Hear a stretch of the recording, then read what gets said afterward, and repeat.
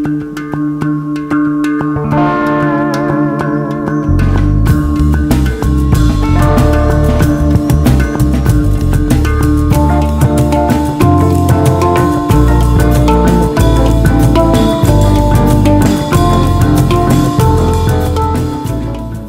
as envie de démarrer par redéfinir ce que c'est qu'être pranique, quoi. Bon, on est toujours en Corse, au centre pranique d'éveil à l'amour, avec Jérôme, ouais. D'accord. Et je crois qu'il enregistrait pas encore. Avec Jérôme, et en fait, on va tout simplement parler un peu de la voie pranique sous différents angles, sous différentes approches, redéfinir peut-être un peu les choses. Et juste pour préciser, toi Jérôme, tu as fait pas mal de jeûnes, tu es presque même, on pourrait dire, un spécialiste du jeûne. En tout cas, tu as une très grande connaissance de la physiologie humaine et de l'alimentation saine. Donc tu vas pouvoir nous éclairer de ta lanterne sur certains points. Et tu voulais d'ailleurs commencer cette discussion par la redéfinition de ce que c'est que d'être pranique. Après, c'est pour moi, forcément, toujours pareil, c'est ma vision. Donc moi, pranique maintenant, d'avoir un peu cherché dans tous les sens, rencontré du monde et des gens qui cherchent à devenir, pour moi, pranique, c'est plutôt d'être conscient de qui on est, au-delà du fait de manger ou de ne pas manger, mais d'être conscient du monde d'illusion dans lequel on est, quoi. Croire être ce personnage qui est divisé du reste. Et pour moi, c'est beaucoup plus essentiel que de se focaliser sur l'alimentation, parce que l'alimentation, ça vient après, ou ça peut être corrélé, mais pour moi, c'est vraiment essentiel. Et surtout, moi, j'ai commencé par le crudivorisme, donc je me disais crudivore. Et après, maintenant il y avait les végétariens, maintenant il y a les véganistes. Chacun a ses ismes, et le pranisme est encore un isme. Et pour moi, un isme, ça divise. Et dans un monde où on sait que, quand on devient de plus en plus conscient, on sait qu'il y a une unité, moi je veux sortir des ismes. Donc je veux plus être crudivore, je veux plus être quoi que ce soit, je veux plus d'étiquette.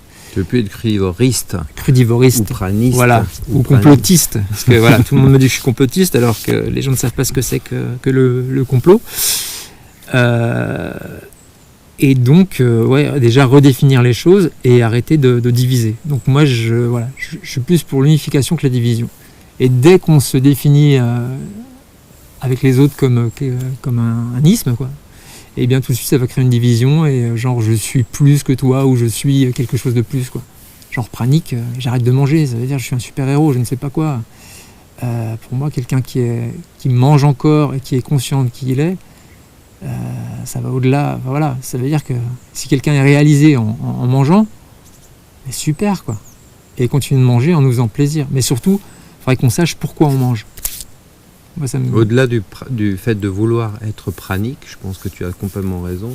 C'est beaucoup plus important de savoir qui on est et pourquoi on mange, plutôt que de vouloir devenir pranique.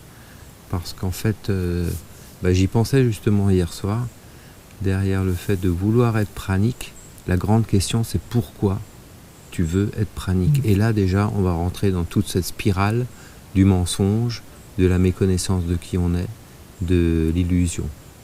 Donc déjà, répondre à cette question à soi-même, intérieurement, pourquoi est-ce que je veux devenir pranique? Et déjà, il y a beaucoup de barrières qui peuvent sauter.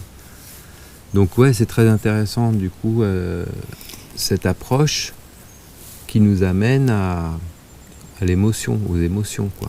Ouais, aux émotions et surtout à notre non-gestion des émotions.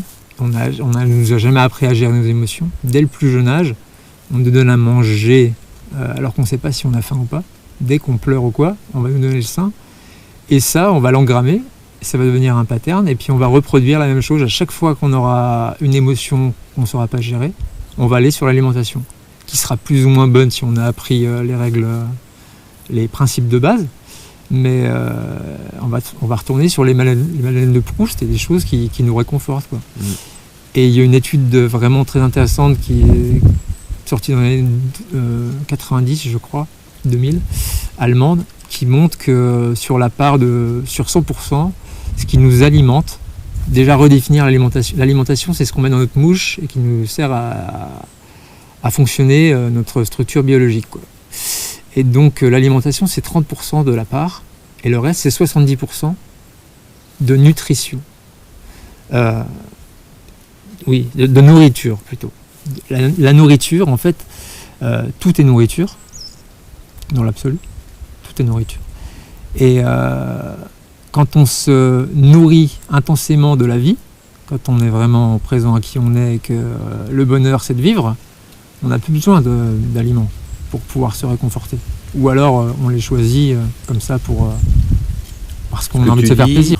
Ce que tu dis, c'est que l'alimentation, c'est ce qu'on met dans notre bouche. Tout à fait. La nourriture, c'est ce qui nous permet de nous nourrir.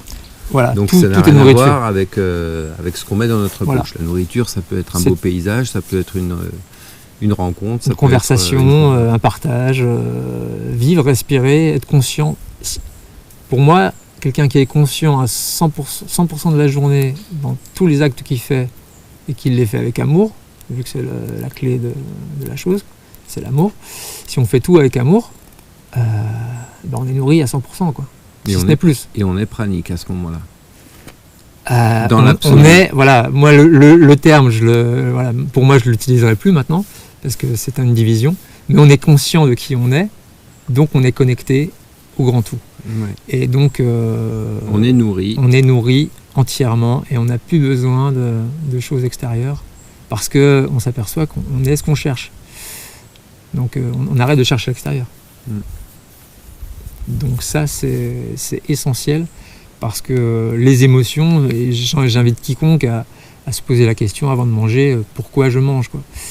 Et on s'apercevra très très souvent qu'on mange souvent par répétition, par plaisir, par habitude, ennui, joie, pas joie, mais frustration. Ouais, mais même dans les trucs d'allégresse, quoi. On fête les choses, à chaque fois qu'on va fêter quelque chose avec quelqu'un, on va manger. Donc c'est vraiment, c'est tellement un fondement de notre société que c'est ça qui est très dur pour le changement, c'est que on a tout bâti là-dessus, quoi. Toutes nos relations sociales sont bâties là-dessus, et quand on retrouve des amis, en général, il faut boire un coup ou manger, quoi. C'est pas pour juste partager les choses dans la joie et dans l'être. Donc c'est biaisé, c'est ça qui est compliqué, c'est que c'est biaisé. Mais après, quand on est conscient des choses, on peut les faire avec plus de justesse, je pense. Et quand on a compris déjà ça, qu'on mange surtout pour ses émotions, c'est bien aussi de comprendre l'alimentation, à la base, c'est pas juste pour le plaisir. Parce que maintenant, on mange surtout pour le plaisir. Alors qu'à la base, normalement, c'est fait pour entretenir un corps qui a des cellules qui doivent fonctionner. Donc, comme tout ce qui fonctionne, ça doit boire, respirer, et puis évacuer ses déchets, quoi. Donc se nourrir, s'alimenter plutôt. Et à l'heure actuelle, on pense surtout à se faire plaisir, donc on mange un peu n'importe quoi, n'importe comment. Et après, le corps, il a ses limites, parce que c'est comme si chez soi on ne sort pas les poubelles. Si on met des choses qui ne sont pas faites pour ce corps, lui, il va les accumuler.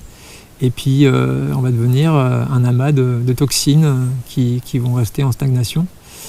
Et c'est là où les désagréments vont commencer à apparaître, quoi. Et ils apparaissent très tôt parce que on s'est coupé déjà de nos racines, on ne sait pas quelle est notre alimentation. Nous sommes les seuls animaux sur Terre à ne pas manger les aliments tels qu'ils nous sont donnés par la nature. C'est-à-dire non transformés, crus, et sans les mélanger, sans les appareiller. Donc ça veut dire que tous les animaux sur Terre vont sentir leur aliment avant de le manger, quoi, pour savoir s'il leur correspond ou pas à l'instant T. Et on arrête de manger avec sa tête comme ça. On arrête de manger avec... Parce qu'en fait, quand on mange, même si on mange de l'alimentation saine, c'est-à-dire non transformée, crue et végétale, on va souvent manger avec sa tête. On va se dire j'aime ce plat-là, donc je vais le refaire. Alors que là, on rentre vraiment dans l'instinct présent. C'est vraiment notre démarche. Quand on va prendre un aliment, qu'on va le sentir et qu'on va voir qu'il correspond à notre besoin de l'instant, et bien ça va tout changer. Parce que là, on va retourner en connexion avec sa nature. Et en plus, le corps est tellement bien fait qu'il va nous donner un signal d'arrêt quand on aura assez mangé. Ça, c'est l'instincto, ça, non ? Maintenant, on appelle ça l'instincto, c'est Guy Claude Burger qui a lancé le truc. Et maintenant, on appelle plus ça l'alimentation sensorielle. Enfin, Dominique Guyot appelle ça l'alimentation sensorielle. Parce que lui, il est plus revenu sur le fait qu'on avait beaucoup de capteurs dans les narines. Et presque plus que gustative, et que l'olfaction, on passe complètement à côté. Quand on mange quelque chose, on va manger avec le regard et la pensée, quoi. On va passer devant quelque chose, on va dire ça m'attire, mais très rarement on va le mettre au nez. Et le nez, c'est notre outil de reconnaissance. Donc on s'est coupé de ça, et comme on s'est coupé de la source, on s'est coupé de notre source d'alimentation. Et pour moi, ça régule beaucoup de choses. Là, par exemple, ça tombe bien, on est en fin de processus. Moi, j'ai arrêté au 12e jour. Et pour la reprise, vu qu'on est un peu dans la pampa et qu'il n'y a pas grand-chose, j'avais demandé qu'on me fasse quelques courses. Je voulais reprendre avec des choses en mono-aliment, manger qu'un aliment. Je suis vite arrivé à court. Et là, maintenant, je mange ce qui est autour de moi dans la nature, quoi. Donc, c'est les mûres. Il y a des noisettes, il y a... Est-ce que j'ai mangé un peu de plantes sauvages ou quoi, mais je les mange. Bon, là j'ai pas trop le choix, donc je le fais parce qu'est-ce qu'il y a sous la main, mais je ne vais manger qu'une seule sorte de variété à chaque fois, et je vais avoir un arrêt de ma bouche qui va me dire quand ce sera trop, quoi. Donc ça va commencer à piquer, et c'est merveilleux de découvrir ça même sur le tard. Moi j'ai découvert ça à 35 ans, ce qui est quand même dingue, on m'a jamais dit ça avant. Et pour que ça fonctionne, il faut manger un seul aliment à la fois. Il faut déjà le sélectionner avec, non plus avec son mental, mais avec son olfaction. Donc redécouvrir qu'on a un animal finalement. On s'est coupé de cette part animale, mais cette part animale, elle est juste essentielle. C'est comme marcher pieds nus. On est les seuls animaux à ne pas marcher pieds nus, quoi. On se coupe de cette énergie du sol, qui est essentielle aussi. Donc si on revient à l'essence, si on se remet à marcher pieds nus dans la nature, à manger des choses qui nous sont données telles quelles, et en pratiquant l'instinct, on n'a plus besoin du mental et on n'a plus besoin de caler des émotions. Parce qu'en plus, quand le corps il a atteint son objectif, c'est-à-dire il a assez de ses nutriments, et ben il va envoyer le signal de stop. Et là, on pourra tout à fait en manger plus. Si on va en manger plus, ça va commencer à nous brûler, à nous piquer, brûler, et on peut se faire saigner. Donc le corps il dit stop, c'est fini. Alors que si on mange quelque chose qui est préparé, même si c'est cru, même si c'est sain, si c'est mélangé, le corps n'aura pas de signal d'arrêt. Donc on peut en manger jusqu'à temps de se faire mal et d'avoir très très mal. Le corps est parfait, mais on l'utilise très imparfaitement avec notre mental. Donc c'est de connaître les principes, d'essayer de les appliquer et de faire des expériences. Et pour moi, cette expérience, elle est essentielle parce que vraiment, même quand on a du mal avec l'alimentation, ça recadre parce qu'on n'a plus le choix. On a juste le choix d'écouter son corps. Et c'est le meilleur des choix.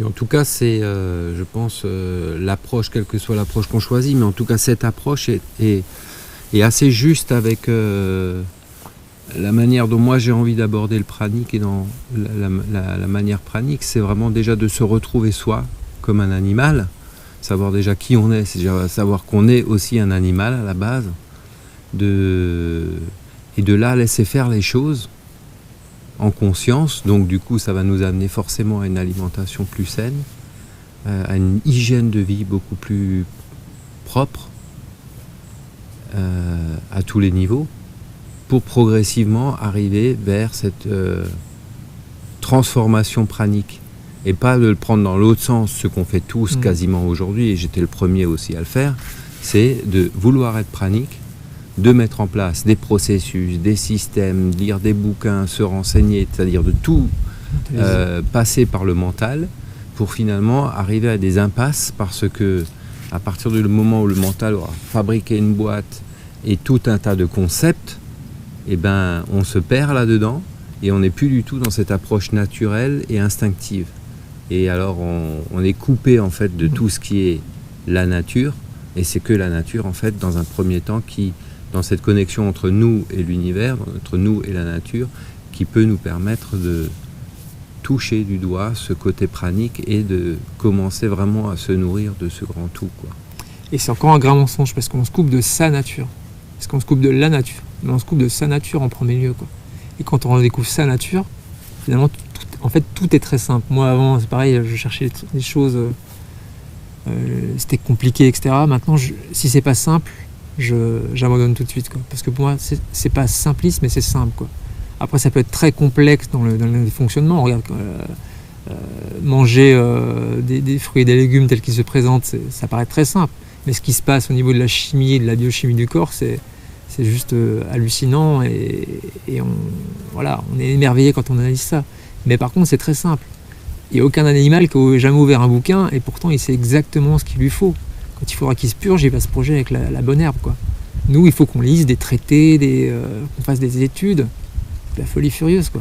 Alors que si on se reconnecte, un enfant est connecté. En fait, il faut redevenir un petit enfant qui est ouvert à tout et qui est émerveillé. J'aime beaucoup, c'est André Stern qui dit ça. Un enfant en bas âge, il a, je sais plus, c'est toutes les 30 secondes un émerveillement dans la journée, quoi. Et l'adulte, c'est 3 fois par an. Et ça, c'est énorme. Ça veut dire qu'on s'est complètement coupé de l'enfant intérieur et que maintenant on essaie de faire les adultes, mais ça marche pas, quoi. Parce qu'on veut des jeux d'adultes, on essaye de jouer avec tout ce qu'on nous vend comme étant des trucs d'adultes, mais l'adulte il veut juste redevenir un enfant parce que c'est ce qu'il est. En fait, l'adulte c'est un concept, encore un autre, quoi. Mais si on pouvait rester des enfants, c'est pas dire mais être mature, genre André Stern qui est une personne qui est jamais allée à l'école, dit moi je suis un enfant de 44 ans parce que j'ai toujours le même engouement, je suis toujours aussi passionné par la vie, je suis toujours aussi émerveillé par les choses, j'ai toujours le même regard, je suis pas blasé par les choses, je peux regarder une fourmi pendant des heures et être émerveillé, alors que nous maintenant on voit ça, on veut des trucs de dingue, on veut de la 4D, on veut des pas moi, mais je veux dire, on est dans un monde où on nous vend toujours du plus, quoi. On ne va pas nous vendre le moins, alors que c'est dans le moins. Comme pareil, il y a un terme qui me défrise, c'est le développement personnel. Pour moi, il n'y a rien à développer, il y a à dépouiller. Vu que la personne est un mensonge, tant qu'on développera la personne, on s'éloignera de qui on est. Donc pour moi, c'est un dépouillement personnel qu'il faut faire. Et je sais pas si c'est voulu que ça soit appelé comme ça, mais je trouve ça fou. C'est exactement l'inverse de ce qu'on veut, quoi. Mais vu que tout est inversé dans ce monde, et quand on inverse tout, un monde ça fait démon, quoi. Et après on se dit pourquoi ça marche pas, mais tout est inversé. Donc tout le monde se ment, mensonge, on ment, on est dans les songes, quoi. Et voilà, il faut tout remettre à l'endroit, quoi. Et quand on remet les choses à l'endroit, ça fonctionne très bien. Ouais. En fait, c'est très simple. Et ce que je dis souvent, c'est si un enfant peut pas comprendre, un enfant de 5 ans peut pas comprendre, abandonnons la chose, quoi. C'est que voilà, ça va trop loin, quoi. Et après, c'est le mental qui se croit être fort, qui fait des déductions qui sont juste des théories, quoi. Et alors concernant les théories, je ne sais pas si tu en es là dans ce que tu voulais aborder, mais concernant les théories, il y a en tout cas et ça c'est très important, on en a parlé l'autre jour, j'ai vraiment envie qu'on en parle, je pense que quasiment, c'est admis quasiment par tout le monde dans le monde pranique, c'est-à-dire de ceux qui proposent, qui vendent et qui accompagnent des processus, de dire qu'il y a trois grands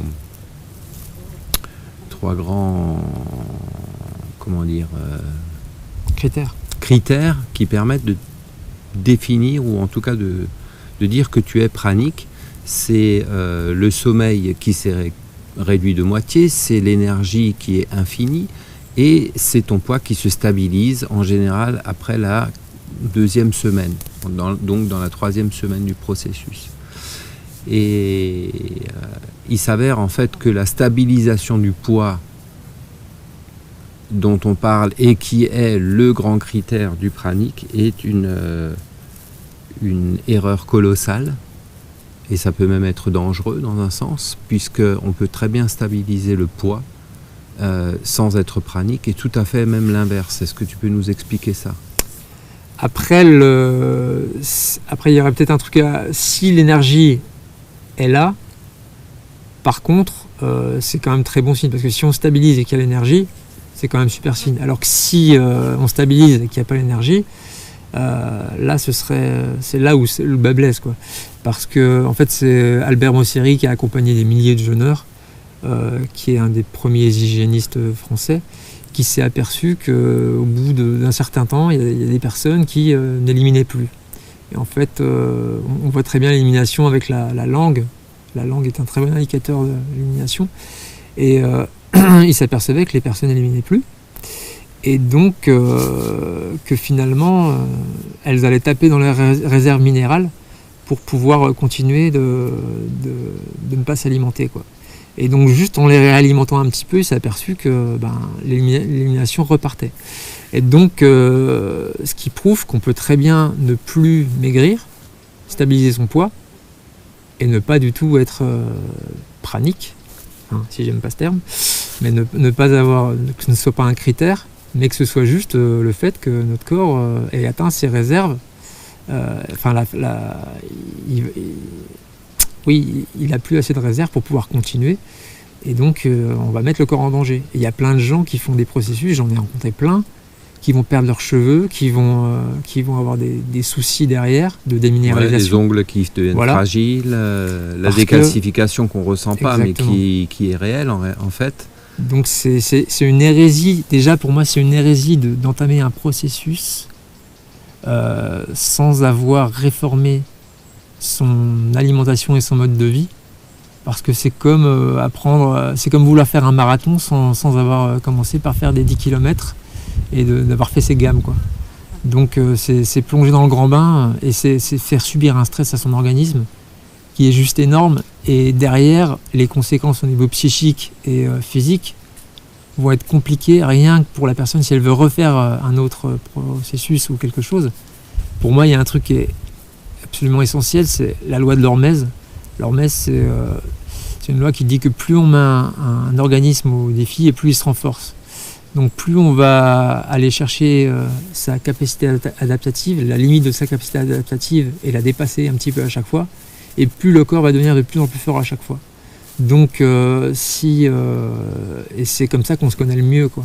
Donc moi par exemple je pratique le jeûne intermittent depuis peut-être je sais plus maintenant 3 ans, et au début j'ai commencé avec des périodes peut-être de 12 heures, après 16 heures, 18, 24, et on monte, et au fur et à mesure qu'on monte, on devient de plus fort. Je peux aller faire du sport maintenant pendant des heures sans manger, sans boire. Donc je suis devenu plus fort, et ça il a fallu du temps.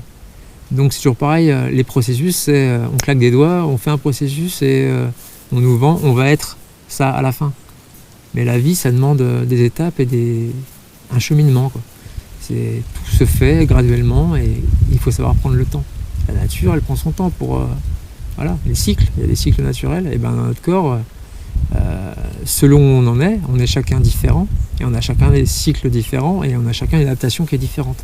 Ça peut aller très vite, si on n'a pas trop encrassé son corps avant, si on a un bon système nerveux, mais tout ça, ça se travaille.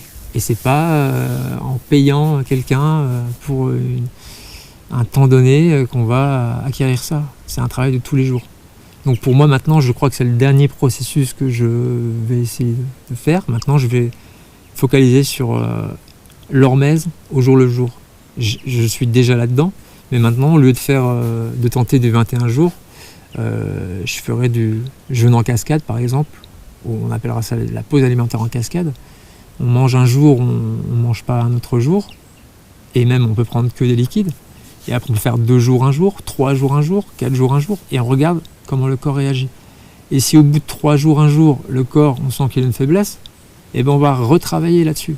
Donc on va rester on va peut-être revenir aux 2 jours 1 jour pour habituer le corps à ce 2 jours 1 jour. Et une fois qu'on sera bien avec ça, on passe aux 3 jours 1 jour. Et au fur et à mesure, le corps, c'est une merveille, il va s'adapter. Par contre, si on y va en force, qu'on lui dit 21 jours tu ne manges pas, on va créer un stress énorme. Et derrière, la plupart des gens que je connais qui ont fait des processus, derrière c'est hyperphagie, c'est un stress le corps,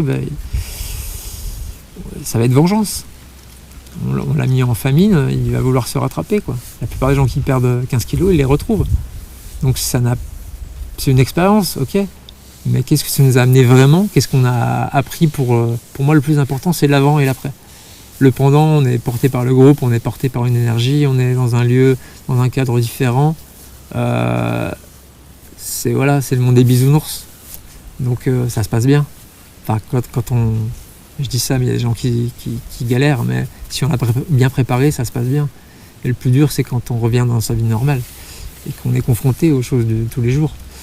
Si dans sa vie de tous les jours, on s'est déjà mis au défi par l'hormèse, par sortir de sa zone de confort, et que c'est plus, si on arrive à ne pas manger une journée, déjà toutes les semaines, il vaut mieux faire ça sur 1 an, ça équivaut à 56 jours de pause alimentaire, que de se faire une pause de 21 jours et de derrière repartir avec des habitudes qui n'auront pas changé, avec toujours les mêmes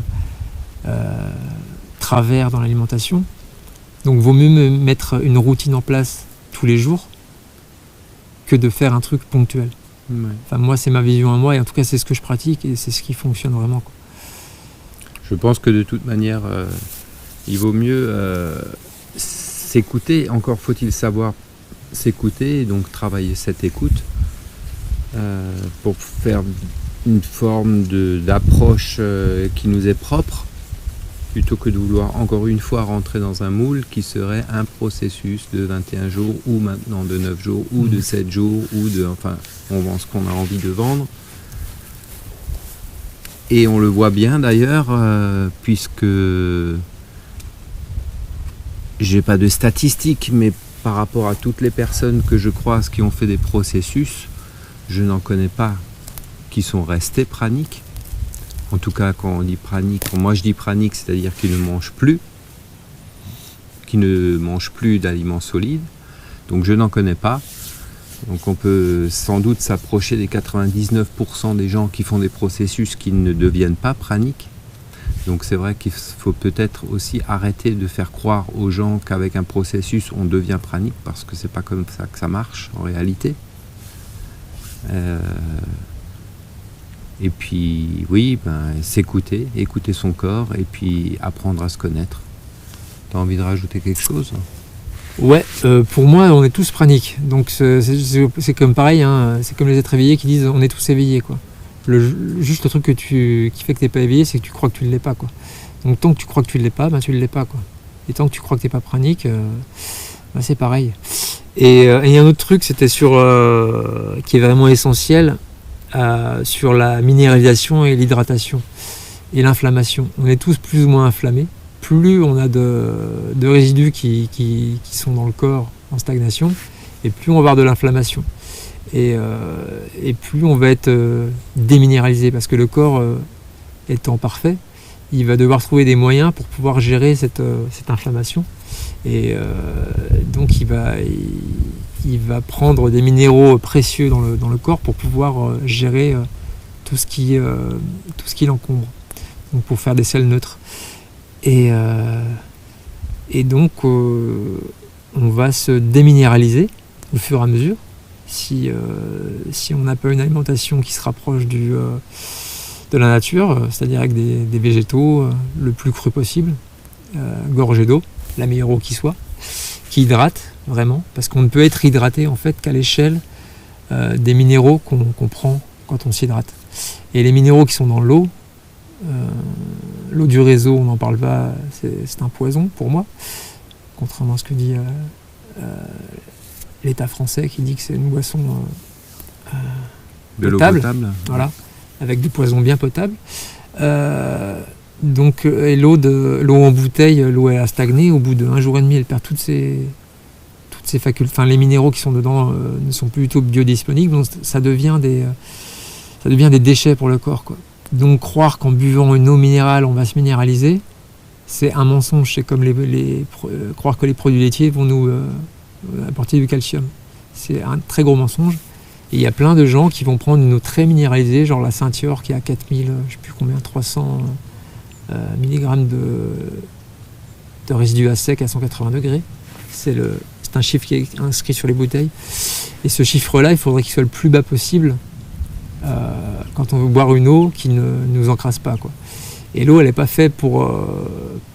En fait, l'eau ne nous hydrate. L'eau, c'est un solvant, quoi. Donc c'est fait pour nettoyer, quoi. Et en fait, ce qui nous hydrate vraiment, c'est l'eau des fruits et des légumes.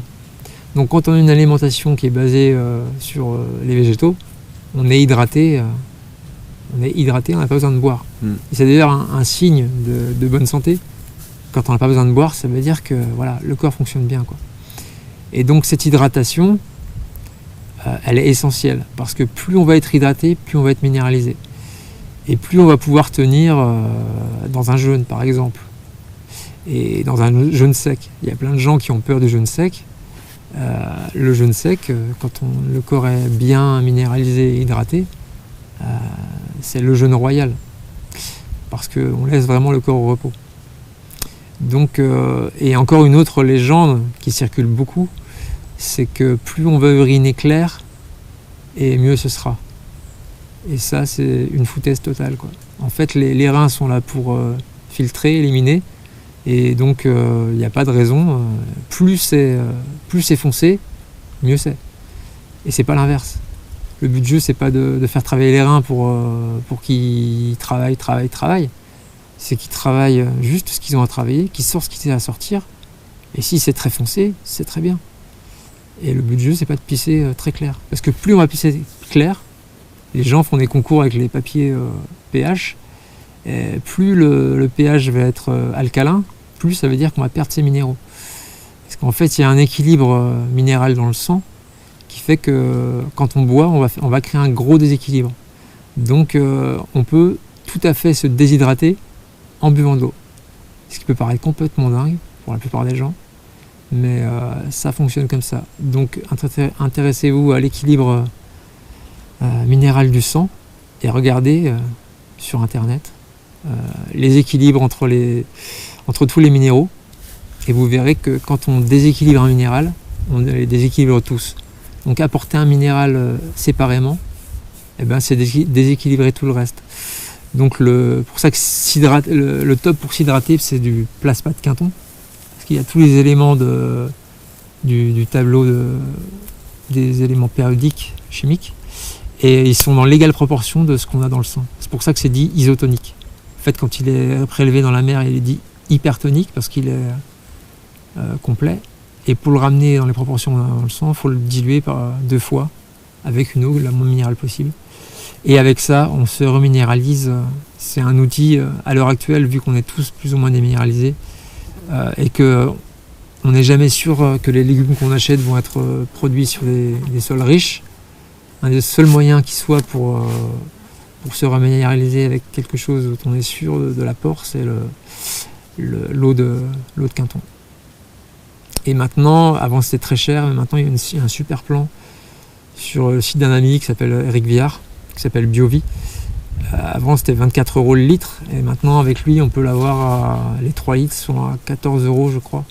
Ce qui est juste une aubaine, ça change la vie, quoi. Maintenant, je me pose plus de questions pour savoir si j'en achète ou pas, quoi. Donc pour tous ceux qui hésitaient ou quoi, c'est voilà, pour moi c'est super cadeau. Bon, on va finir là-dessus. Alors, yes. On termine cette super interview avec l'eau de Quinton. Et je te laisse juste redonner le nom du site pour que tous ceux qui voient la vidéo puissent se connecter et acheter de l'eau de Quinton s'ils le souhaitent. Ça s'appelle BioVie. Je crois que c'est .com. Et vous tapez eau de Quinton, vous allez tomber dessus. C'est soit en 3 litres, 9 litres ou 18 litres, je crois. Voilà. Et se dire que la vie vient, c'est ce qu'avait vu Quinton, penser Quinton, c'est d'où venait la vie, elle venait de la mer. Et c'est juste en faisant cette petite... voilà. Il a voulu tester sur son chien qui était mourant, il l'a transfusé avec de l'eau de mer à l'isotonie, et il a fait revivre son chien comme ça, quoi. Et avant, jusqu'à temps que l'industrie pharmaceutique prenne le dessus, il y avait des dispensaires en France de Quinton où ils soignaient les gens comme ça, du choléra, des maladies vraiment lourdes, et il avait des résultats exceptionnels. Et maintenant, le Quinton, il est passé à la trappe parce que l'industrie est passée par là. Mais c'est un joyau, quoi, et qui est disponible à profusion. Bon. Ben, super information. Merci beaucoup, Jérôme. Merci à toi. Un plaisir de se revoir pour refaire une interview complémentaire sur notre chemin. Ça marche. À plus. Ciao.